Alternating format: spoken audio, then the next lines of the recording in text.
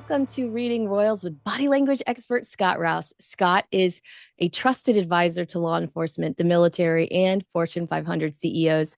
You probably also recognize him from his very popular YouTube channels, Scott Rouse and the Behavior Panel. Meanwhile, I've been covering the royal family full time now for over 5 years. Well, Reading Royals brings history, headlines, and human behavior together in a way only Kinsey and I can do it. Because instead of going in and seeing those things that the Royals do, where they take pictures, they have photo ops and those kind of things, we tell you what's really going on behind the scenes from a behavior and body language perspective. That's right. I mean, and they have been pumping out a lot of content lately, Scott. Like it's what we like to call damage control, specifically around Andrew Mountbatten Windsor. But thankfully, Andrew, wait, you did a great video on Andrew Mountbatten Windsor, by the way. Well, thank you.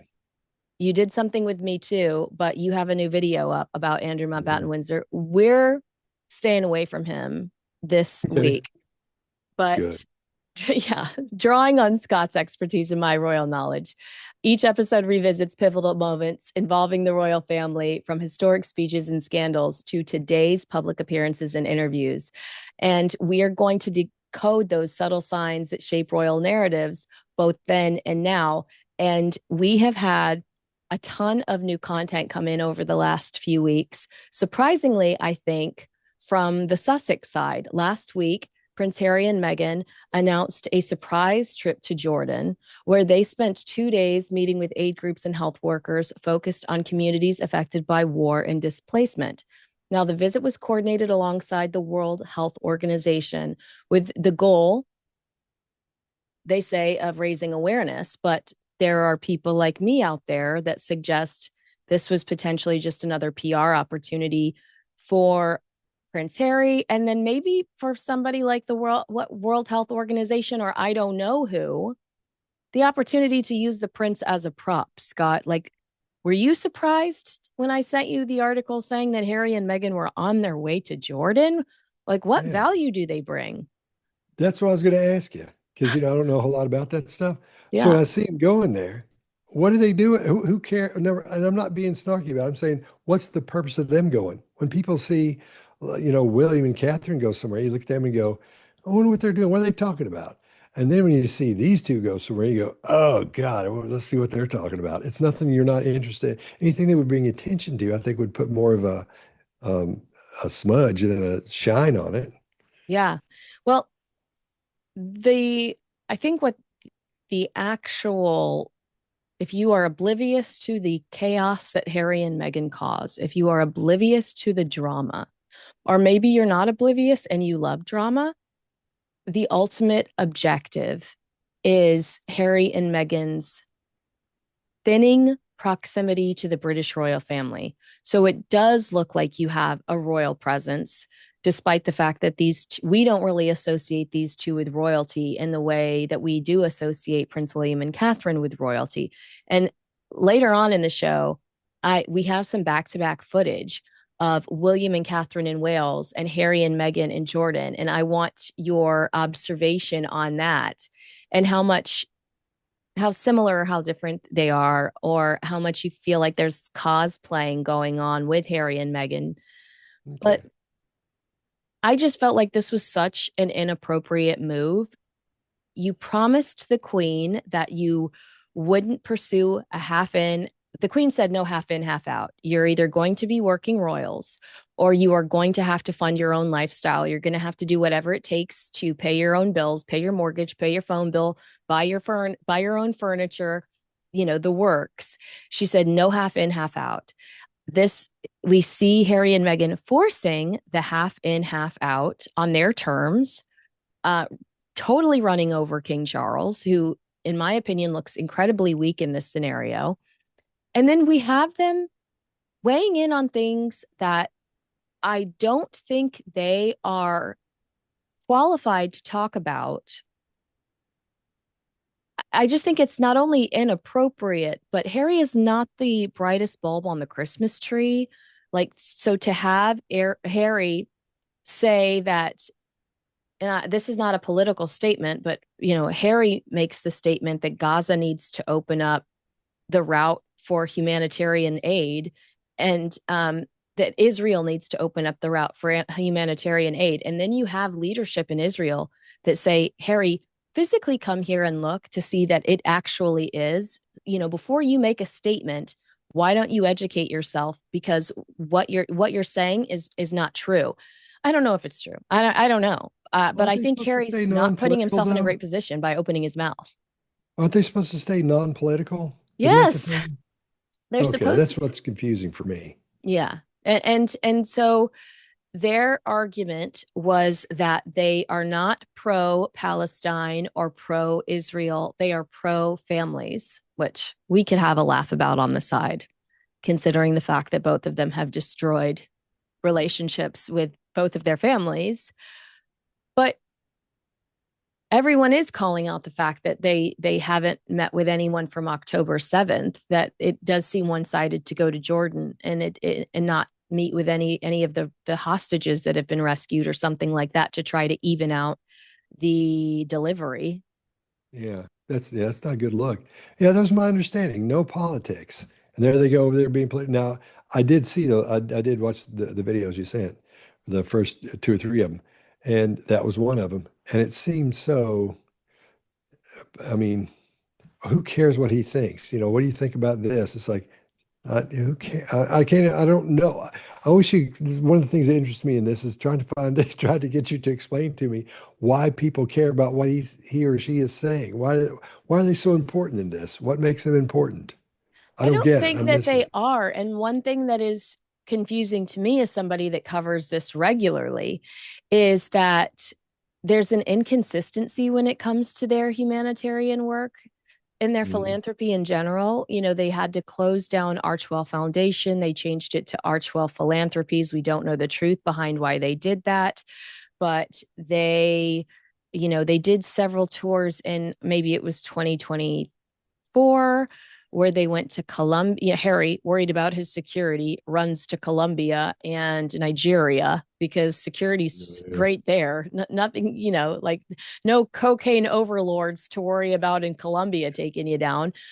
But there's a lack of consistency. So it's Harry and Meghan tell us constantly that they're humanitarians, but we don't see it enough to accept it and to go, when there is an ordeal, to think how will Harry and Meghan respond. I never, like, when bombs started going off in Dubai, my initial thought wasn't how will Harry and Meghan respond, because they've been so fixated, as you know, on entertainment over the last few years, but specifically in 2025, we saw a new podcast. We saw 2 seasons of a lifestyle show from Meghan and a Christmas special. We saw a new lifestyle brand and a lot of content online promoting that brand. So, what value do they bring other than some pictures in a newspaper? Are people really sitting back going, I must commit my life to aiding Gaza now? I don't know. What? I don't know. That's what's fascinating to me about this. I think the fascination with them, what little fascination I have with it, is just seeing what they're going to do. It's that watching something that's really cringy, Yeah. watching that happen. It's like, Mm-hmm.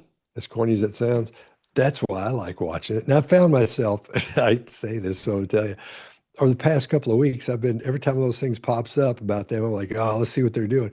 And you're in like nine of the, if I watch 12 of them, you're in nine of them. When people put those compilations together, Yeah. you'll pop up and start talking about them too. Oh my God. So there's a fascination there with outside of just talking about them. There's people that just put these compilation things together and talk about them too. Wow. I I didn't just know thought that. I don't see those. You'll have to, if they're good, you'll have to send them my way. this But week you were on the one with you were on News Nation. You were on everywhere I turned. There you were. You well, know. thank you for watching. That makes me feel special. I Yeah. kind of also think what you're saying is, and this is something I say, that they're boring. They are very boring people. What is interesting about them is the fact that they are unpredictable because they never make the choice that they should. Like, you know, Harry and Meghan truly should have been quiet for the first 6 months of 2026. 2025 was not a great year for them professionally. they needed to disappear for the first 6 months so we could forgive and forget as much as we're capable of. But they show up at the All-Star game, and Meghan's posting Lily's face on Instagram, and she just comes out like a bat out of hell.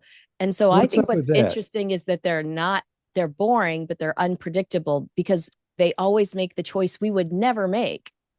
Well, if they're talking about how putting your kids on the internet and all those things is bad, and then they go, there she goes doing that. What's up with it? Why hasn't anybody called them out on this? I don't We get it. we are. We're doing it right now. We're doing it right now. And we will continue to do that because that's been like one of the few things they are consistent about, telling us that that social media is the devil for our kids, and then like tossing pictures of their own children up there whenever Meghan needs to sell a new bookmark product or something.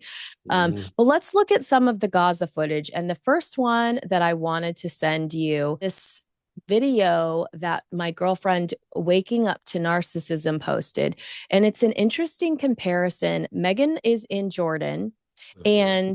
And this is also Amber Heard at her trial against Johnny Depp for defamation. And you see here that Meghan is writing feverishly. She is, and you're like, what the hell is she writing? She calls this a control tactic to, I guess, maybe to control the room, to look more engaged, to look more important than she is potentially. And I wanted your response to that. And do you see the similarities when you watch the videos?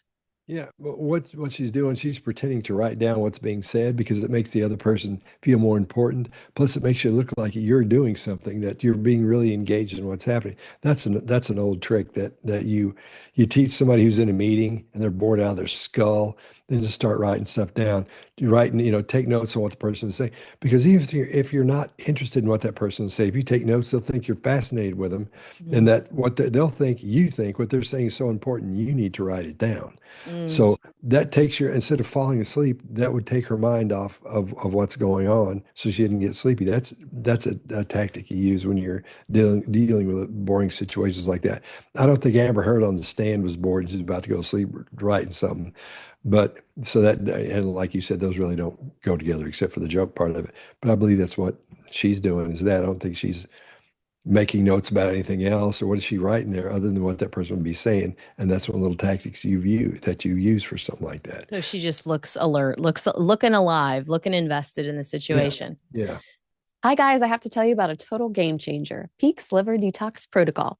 You may not know it, but your liver handles a lot: energy, hormones, digestion, and even your mood. But with all the stress and toxins from everyday life, it needs some love. Forget harsh cleanses. Peak delivers gentle, daily support inspired by traditional Chinese medicine. Their routine uses two simple blends. The first is a warming turmeric mix with cinnamon and black pepper, designed to help the body absorb it better and support the liver while calming inflammation. The second is a ginger and cinnamon blend that helps with blood flow, digestion, bloating, and immune support. The magic is how they work together to activate and flush for better digestion, stable energy, less brain fog, and that light, clear feeling. My energy is consistent now, skin is clearer, and less bloating. Redefine your standard of health, secure 20% off your order, and begin your intentional wellness journey today at peaklife.com/Kinsey. That's PIQUE life.com/Kinsey. This is, I don't really think I have any feedback about this particular video. Just to get your reaction to, um, Meghan walks in the room feet in front of Harry, which as a royal, she was not supposed to do that. As a royal, she was supposed to stay a few steps behind Harry, and she always hated that. She never followed that rule. Here she is observing someone in a hospital bed. She does look engaged there. Just that initial intro where she is kind of like a bull in a china shop. She's going to get in that room first. Is there any reaction to that? Does that just tell us anything about her personality? That's just first one to camera. A lot of times you see politicians do that. See politicians in a room, camera goes up, not just like somebody's iPhone or something, but a camera, bang. Then they make that rush over there to it. She knows that's where the attention is going to be. She gets in there first. Sounds terrible, but you can tell by the speed she's walking, she's locked onto that camera, the person or that person, so she knows she's going to be on camera. That's what it looked like to me. It's the feel it had. I've seen that a lot. So that's what that looks like. And he's Um, coming in from the back, trying to look relaxed, like you're supposed to, and like you're just sort of because if you're energetic toward everything, then it gets old really quickly. oh yeah, I bet that's physically exhausting. But what I'm gonna well, I'm about to show this next video. I, you made the funniest edit about this next video. I'm just gonna show it. You made the funniest edit about this next video where they're listening to music. What's your takeaway from this video? Are they happy to be there? Is this awkward for them? She's trying to look engaged when the music's playing. Yeah, here's what's going on. If you'll look closely at him, neither one of them like that music. He literally has a slight expression of disgust on his face. Now, that not like he's trying to be mean or just say, "God, that's disgusting," but he doesn't like that. And one of the most important things when you see something musically happening, is you watch people lock up with it. And they're all doing the same thing at the same time. Mm. You have like watch his feet because they're doing this thing almost in 16th notes, and watch her foot. She's doing like an eighth note thing, and they're not in time together. They're No, not they're hitting on the same not. notes. The drum is a little bit, it's lagging and it speeds up and slows down. So I'm not saying that's not the excuse for why they're not in time together, but they're both supposed to be, you should both be enjoying that at the same tempo, in other words. Mm. And Well, that's not, they're not even locked up like that. that was one of the lighter moments on the trip. One of the heaviest and most shared moments on the trip is Meghan and Harry engaging with a burn victim. And one thing I will say is I did really appreciate Harry asking the doctor for permission before we saw the burn victim's leg. Like he says, is she okay with that? Which I thought was a very sincere moment. There is debate about this online. And Meghan looked very concerned. She looked scared. She looked uncomfortable. There are some people online saying that they felt like she was acting or overdoing it. And what is your take there? No, no, those are real emotions you're seeing there. That's the true facial expressions of empathy and sympathy. So she's being able to put herself in an empathetic position and go, gosh, and that must have been bad. It must have hurt. It must have done all these things. I can, and you try to imagine what it would felt like, what it have felt like, or how they may feel now. We're seeing that on her face, and I'm telling you, that's what's going. A lot of people won't agree with us. Oh, she's a psychopath and all that. Now, if I ever thought she was a psychopath, everybody does. She's not, because psychopaths can't feel empathy towards someone. And that's what we're seeing in that. Everything in that tells us that she feels empathetic for what's happened in the space she's put there. If you watch her back up some, watch her face turn into, we have just a little hint of the grief muscle there. The grief muscle is almost like an upside down horseshoe. When somebody does, they'll frown kind of because they'll be worried. But then this part of your forehead comes down, it makes an upside down horseshoe. It's hard to do without actually feeling those emotions. And that's something your brain does. We can't do it, but some people can do it by themselves. But yeah, that's true grief. She's and empathy. She's feeling for that person. So So Meghan Markle is not a psychopath, is the nope. takeaway. But Yep. let me ask you, because there are going to be people that challenge us and say, how can Meghan not have empathy, compassion for her father who recently lost a limb, but can have compassion for a stranger? Do you know how that could work? Do you have an Yeah. answer to that question? Yeah. We don't know her relationship with her father. They might have been a hard, he may have been mean. There may be things that went on we don't know about. They might not have gotten along. He may not like her because her ego's out of check or whatever. Wait, can I tell They you may, what I know? Can I tell you what I yeah, know? yeah.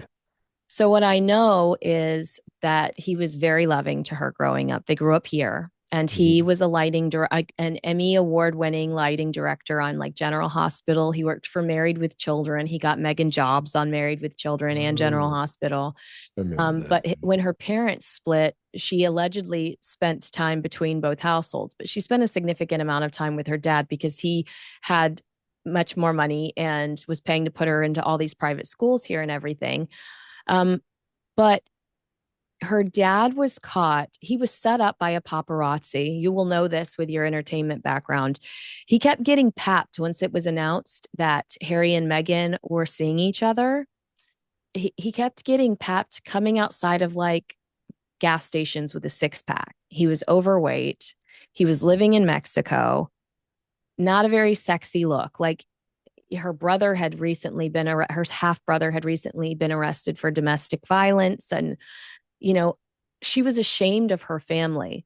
And so her dad is set up by a paparazzi who approaches him and says, "Let's take pictures of you getting ready for the royal wedding. It'll be a rebrand. We'll take pictures of you reading a book about English tourism. Have a picture of you getting fitted for a suit." And Harry and Meghan found out that these were staged photos. They asked him about it. Initially, he lied because he was embarrassed. Um, but long story short, he has a heart attack and cannot be there for her wedding. King Charles has to walk her down the aisle halfway. But it's my deep feeling that she was ashamed of her family, and that's why she cuts them off. But her narrative is that her dad humiliated her in the lead up to her wedding to Harry. By the way, her second wedding. Nothing chaotic happened when she married Trevor in Jamaica. Wait a But minute. I didn't know she'd been married before. yeah, she was married to a producer named Trevor Ingleson, and they got married. And you probably don't know because she made her dad destroy all the video and photos he took of the wedding in Jamaica. There were blunts on all the tables. It was a very chic, Oh, very, yeah. Trevor Ingleson was, I mean, he's a successful producer in LA, and he would slip her into some of his projects, but she wanted bigger roles, which is why I think she inevitably left him. But so I think that she's ashamed of her family. And her dad, she hasn't spoken to her dad since she married Harry. He's done a lot of TV saying, "I'd love to meet my grandchildren. I miss my daughter." And she says, "Shut up, stop talking to the cameras." But he says, "It's the only way I can get a hold of you. Like you've changed your phone number." And so I don't think her dad's a bad person. I think she's embarrassed of him. And I think that he jeopardizes the stories she tries to sell about herself. You know, she says things like when to Congress, she said, "I used to eat at the 4.99 salad bar at Sizzler." And her dad is like, "Excuse me, before and after ballet class, we went to that expensive ass deli in Beverly Hills." Do you know what I'm saying? So yeah, like yeah. he jeopardizes this story she tries to tell us so that she's more relatable, which is, I'm sorry, this is probably so much more backstory than you care to hear. No. But I'm telling you this because people really sympathize with her father and they feel really bad for him. And he lost his leg in the Mm. last few months. And she refused to call him. She sent a certified letter through to the Philippines through the embassy, and they insisted on coming into his room where his wound was open and exposed. A friend threw a blanket over it to give him some privacy. They were recording him because Meghan insisted that she have a recording of the exchange of the letter. He never revealed what was inside the letter. And the only reason we know that she wrote him a letter was because she told the media that she sent him a letter when he had to have his leg removed. And it was also interesting because I don't think she would have sent him that letter had it not happened, his amputation, the same day her holiday family Christmas special was coming out, where she's talking about spending, Christmas with the family. And everybody's like, "Your dad just lost a limb. Please acknowledge it." Wow. I just like verbally vomited on you. I'm so sorry. No, I don't know. A lot of that I don't know. I'm Yeah. telling you, like, and now, like I told you before, now every time something pops up, I'm like, the Royals. Let me see what they're doing. What they're doing now. Let me watch. So it's like this thing grabs you. Once it's got you, it's hard to get. It's hard Yeah. to get out of. So does that You change your know. opinion at all about, well, no, I mean, your answer is your answer. Um, she might just not like her dad. Yeah, yeah. I was gonna say we don't know the relationship. I didn't know the relationship with him, but yeah, she may not like it. There may have been something happened that's worse than what we've heard so far. You never know. So you can feel empathy and empathetic for somebody else, but not necessarily for somebody, that in your family or something because you don't like them. That'd be the only reason. And I don't know. I can't imagine having or even somebody I know really well having something like that happen, at least calling, hey man, what's going on? Everything good? Yeah. So that's bizarre, but it doesn't mean she's a psychopath, and doesn't mean she's uh, has psychopathic tendencies, and because of that. I don't know, what But the relationship can there. I ask you this? Do you still not see the value? Because I don't. Okay, so she shows up and pulls some faces. Like I still don't see the value in that for anybody associated with this cause. No, no. And when it came up, I'll bet she was the one that said, we should go do that. We need to go do that. Harry, we need to go do that. That's the vibe I got because she seems like she's the one, whenever they're in something, she's the one that gets in the middle of it all first, it seems like to me. So I don't know, but that's what it looks like from third person's perspective. So she's Let's talk about Harry because he does have a platform here. It's his time to shine. Let's watch this video of Prince Harry. Yeah, this is Channel 4 from the UK, and they are in Jordan with Prince Harry. Also, Scott, I want you to watch Harry's facial expressions when okay. this reporter bizarrely continuously brings up Prince Andrew, ex Prince Andrew, former Prince Andrew. Like Ooh. he knew what he was doing. Look, I understand you don't wish to talk about your family, your uncle, things back in London. You're here because you don't want to distract from the work that you're doing on the WHO and on Gaza. So firstly, why are you here in Jordan? Why is it so important to you? I think.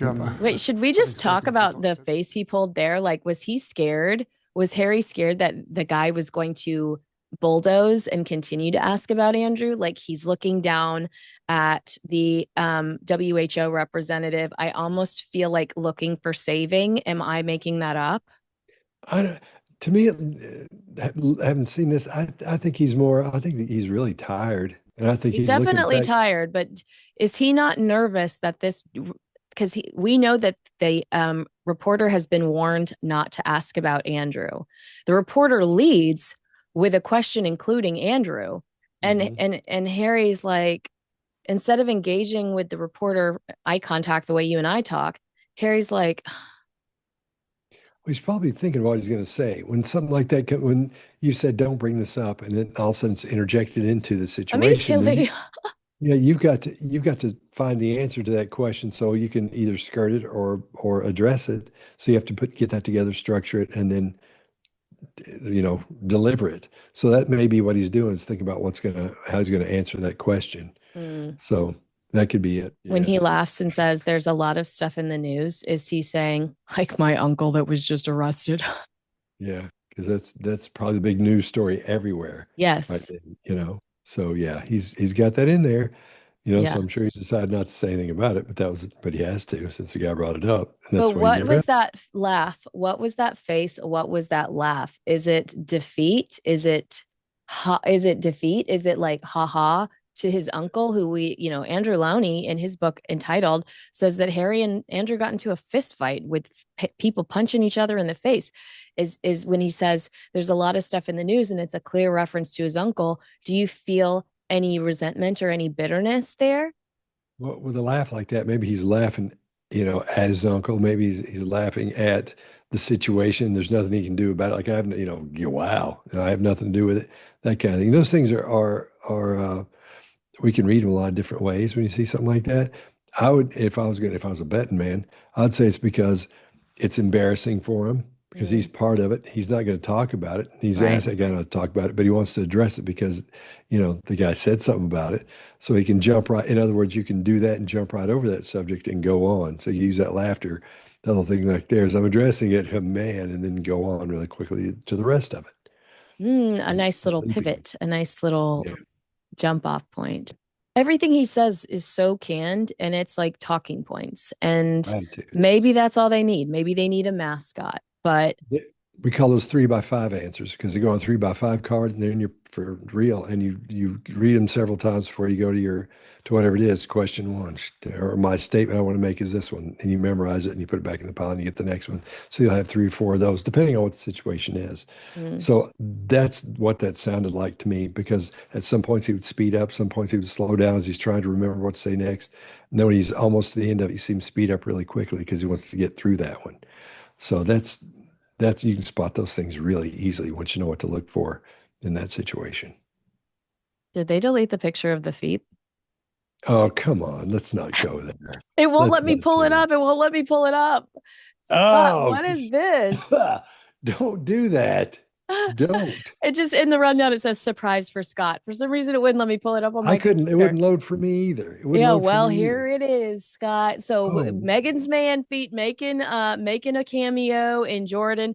I don't know. When I travel, and this may just be a girl thing, but when I travel, especially internationally, I want closed-toed shoes. It feels like the safest route.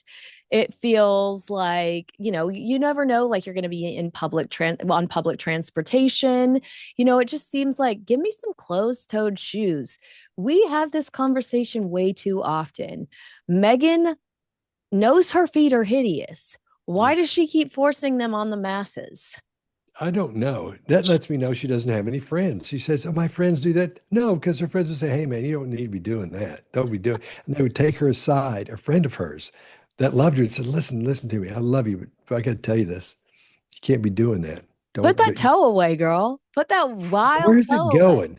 That's what I don't know. Where's that dang thing? Where is it going? It's trying to go. We keep complaining about Meghan walking in the room 3 feet before Harry gets in there. It's her toe. Her toe gets there 6 feet before Harry even begins to enter. I You know just what? can't with the closed-toed shoes or Well, the let me tell you open-toed something. shoes. What you're saying though about that is correct. But now, where do you think in every city, where do you think there's the most staph infection, the most staph germs, the most diseases and ways to pick up staph infection? Where is that? It's Where? in hospitals. Yeah. Hospitals. It's on because people get the nurses walk around, they'll deal with things, they'll pick up their phone and they'll dial somebody, they'll get it on their phone, they'll put it away, they'll wash their hands real good, and they'll check their phone before they go in. Staph is everywhere. And then one of the main places is the floor. And Mm. it's spread everywhere like that. So you would never go if you knew any better. Maybe she doesn't know that. That's the last place you want to be walking around in shoes like that, especially when you've Open-toed got one. shoes with a toe that hangs off to the side, like overboard, like it is perpetually jumping the plank.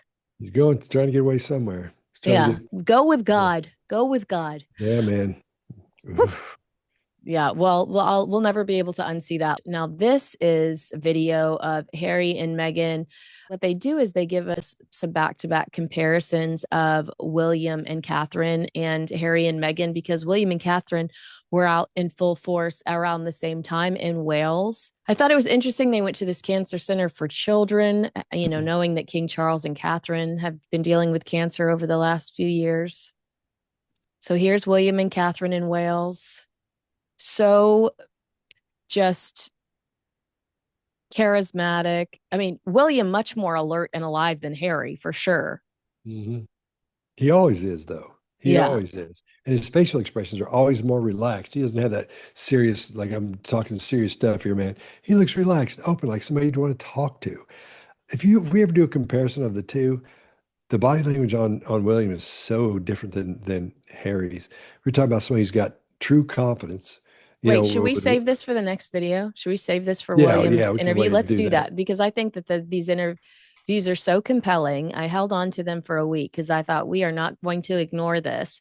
So Yeah. Prince William appeared on BBC One Radio. BBC Radio One is actually how you say it over there, discussing mental health, where he revealed that he has a very open household where the children volunteer a lot of information about their day and feelings. He admitted that he wants to fix everything and has to remind himself, you don't need to fix everything, but you need to listen. These were just such charming little moments, sound bites from him. I guess my first question to you would be, and you could be like, that's not in my job description, but what does it tell you about him from a leadership standpoint that he wants to fix everything and he feels a pressure to fix everything, and he's trying to navigate that in his head, that like maybe just listening is all I can do in the best possible scenario right now, but I think it says he could be a really good leader one day. Yeah, it looks like he's in a situation where he can't fix or affect things politically, but he can fix things close to you, and that's what leaders do. You don't go out and start leading the world all of a sudden. You start leading the person with you or the people with you, and you start acting that way, and then people start, in other words, following you or you as you can lead. So that's what it sounds like to me. He's starting with the house first. I mean, it's brilliant. If this was set up, it's brilliant because that's where you start in the home. You start leading that way, and then you get outside of that and then other people as well. So maybe that's what's happening, because he doesn't You have know what the else he does? So when he starts a charity like or a new initiative, so mm, he just started like this Homewards initiative where he's trying to help end homelessness. He's not the smartest person in the room. He goes and gets the mayor of the town that he wants to build, a new venue in. He goes and gets the best architecture like firm in town. He goes and gets the best homeless charity head manager, whatever. Like he builds a community of people that are smarter than he is. He never says he's the smartest person in the room. He never says he has all of the answers, but he does do a great job of finding people that are experts in the field and bringing them together to create a powerful force, or to create a powerful community is a lazy word, but you know what I'm saying? Like, no, I know what you mean. Yeah. yeah, That's the way you do it. He's yeah, doing it the way you're supposed to be doing it. He's not standing around pontificating or cutting loose these platitudes that mean nothing about what he's going to do or what he thinks should be happening. He's actually going and doing stuff. Harry. Whereas you have that comparison there. That guy's just standing around, I think this should happen. Well, I think all children should be happy and fed. Yeah. What am I going to do? I'm not out there, gathering trucks up and people up and millions of dollars to get food happening. There are places and people that do that. But, that's the difference in that. He's just saying what he thinks should be going on. Whereas William's like, what? Here, let's do this. Let's do this. Let's do this. But he's starting there at the house. I love that. Let's look back on this other clip of William from the exact same interview. Some of the places I go to, people I meet are having a really tricky time. That helps me put my own life into perspective. And that overwhelms me sometimes, and I have to deal with that because, I just care when I meet people who are in trouble or having a bad day, and you want to help, you want to fix it. We talked about at the beginning, and you can't necessarily fix some of the stuff. And emotionally, I find that very challenging. The first question is A, do you believe him? And B, do the arms crossed concern you at all? Or is that he is really being vulnerable, and maybe that's, that's just kind of like a way that he's comforting himself? Yeah, you nailed it. Because most people are under the impression that when you cross your arms, it means you're not into what's being said, you're turned off. We know that from studies. That's not true at all. And if you'll watch people like you do, you'll know it's not true at all. People do it when they're uncomfortable. They do it when they're comfortable. It's more comfortable when you do that a lot of times, especially if you sit back in the chair and cross your arms. It stretches those muscles back there. It gives you something to do, makes you feel okay, puts a little pressure on this that little section between your sternum and your abdomen, or on the top of your abdomen, and that makes you feel comforted. It doesn't mean you're turned off to people. So many people get that wrong and don't see it as something that could be good a lot of times. And he's actually relaxing when he's doing that. So that lets you know he's like, you know what I think? He's not going, that, being negative about it. He's telling you what he thinks. He looks like he's relaxing. That's what you want to see. That's what you want to hear when somebody's in that situation. He had kind of like the dad lean, the crossed arms, the dad lean, and the like, I'm comfortable here with my buds talking about mental health. And yeah, I mean, I really think that he's being vulnerable and truthful here. And unfortunately, this was completely overshadowed because 24 hours later, his uncle was arrested. But this is not, and you are old enough to have seen the royals very few times in media interviews. They don't do interviews like this very often, but they certainly wouldn't be talking about something like their mental health and feeling anxious or feeling less than. Like, this is so rare. Yeah. Yeah. Well, he's being vulnerable. That's one of the reasons you like him. You feel like you know him. He's being as authentic as he possibly can be. He's still got to look royal, and he's still got to look British, and he's got these things he's got to be like and do and not do, but he's still pulling that off while being himself. That's why people like him. And that's why people don't like Harry, because like I said before, and you've said 1,000 times, just platitudes. They just start talking about what they think.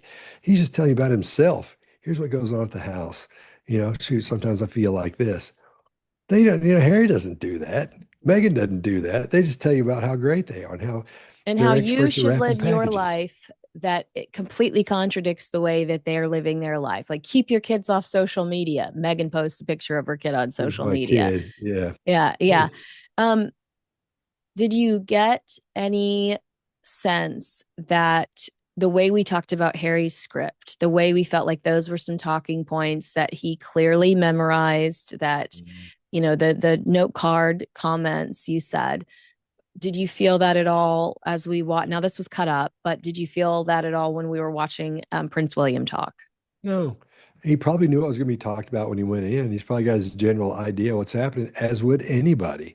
When you say we're going to talk about, what happens when you go out and get gas in the car, let's talk about that. Okay, great. You don't have to sit down and say, well, when I pull up, I specifically, and I feel that to me, I think this is going to, nobody does that. You just talk about how you got the gas.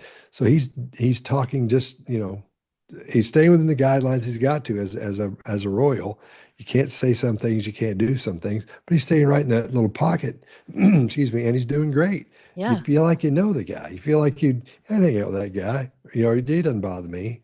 None of that. And especially women who see something like this. I always talk about this. So I hope if you've heard this before, I'll try to make it short.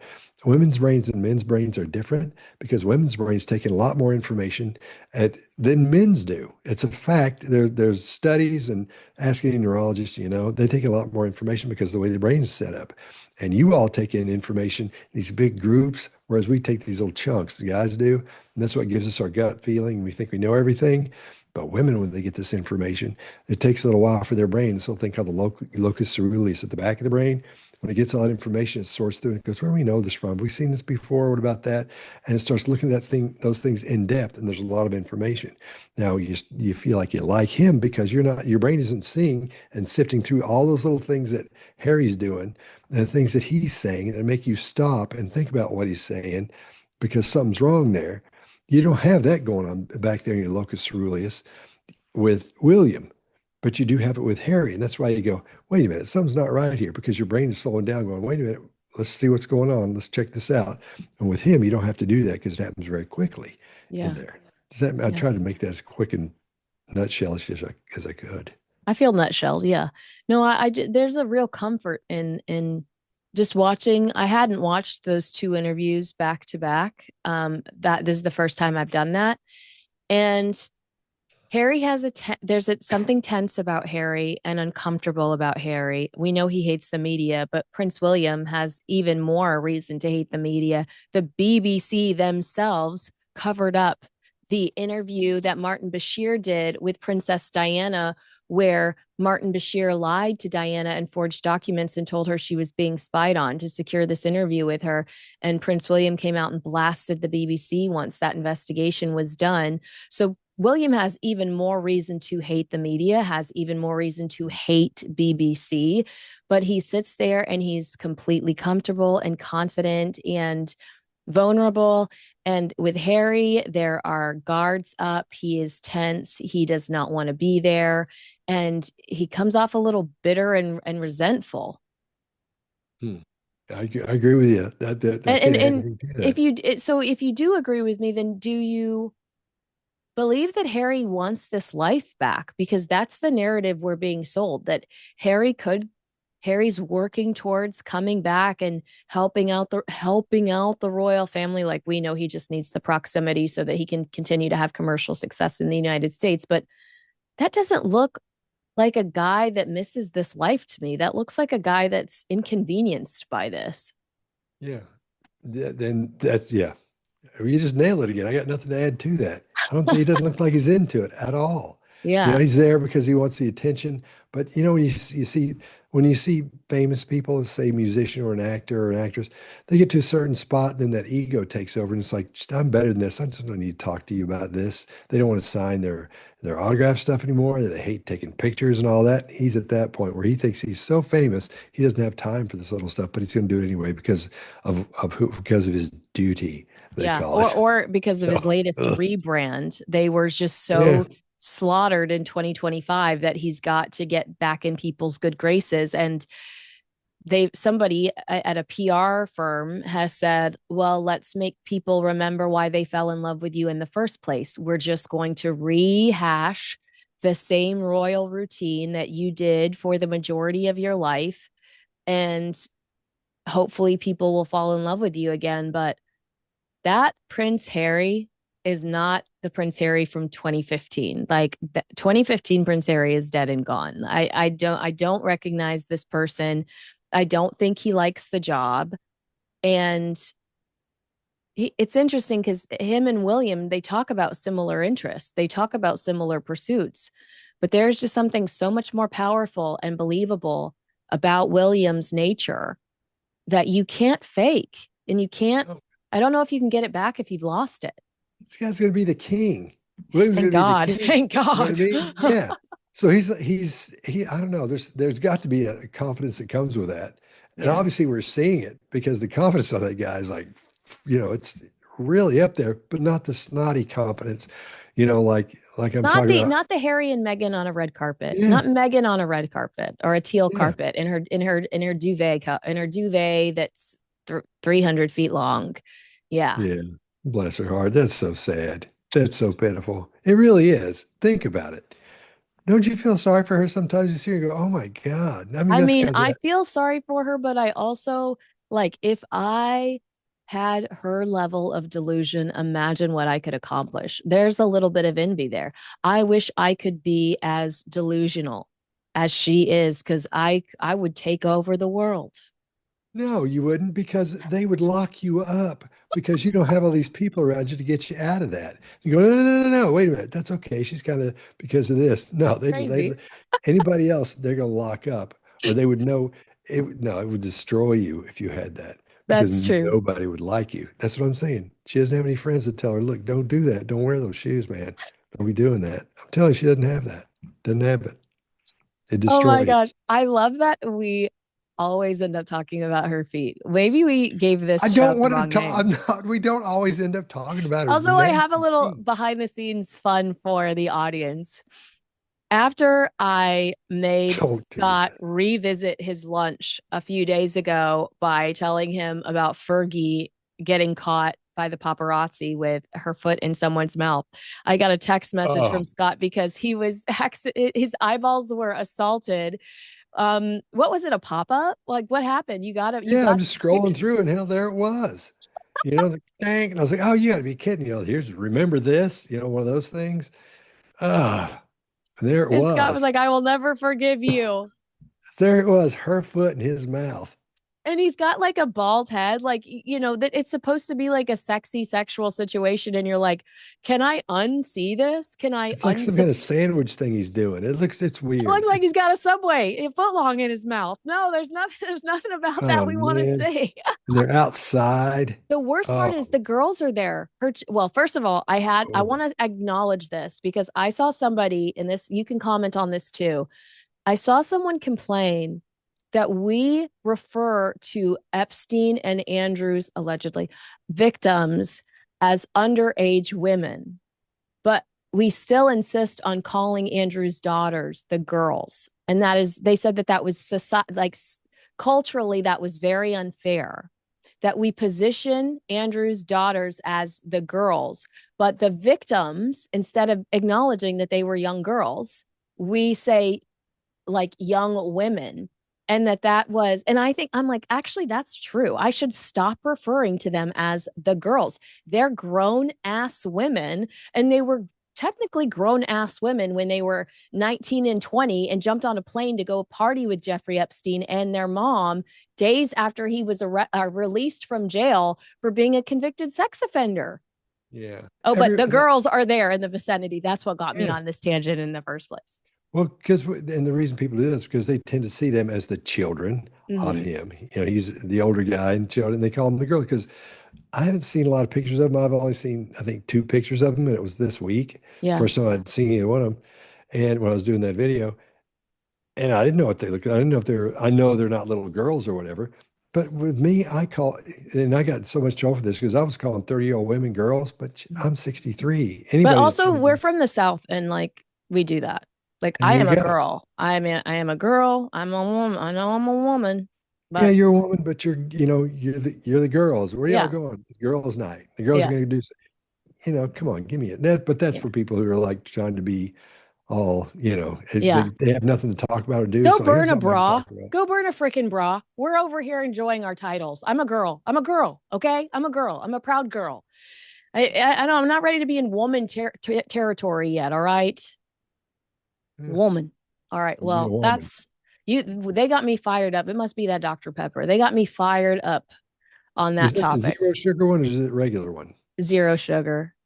Pretty good, huh? So delicious. They're so good. You've had them, right?